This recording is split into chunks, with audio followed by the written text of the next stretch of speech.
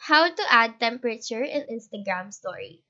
First thing you need to check is to make sure that your Instagram app is updated. If not, please go to App Store and update it. Afterwards, simply open the Instagram app, swipe left to open the story section or the camera section. Now you may choose a photo or video or capture it now. Then, to add the temperature, just click the sticker icon on the top in between the text and effects icon, or swipe up and then scroll down until you see a temperature text.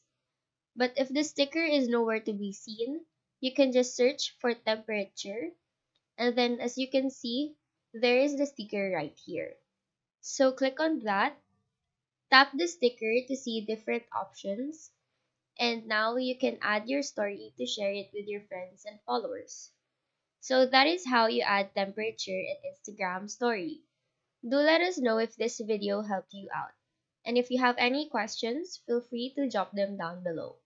Thank you for watching and have a great day.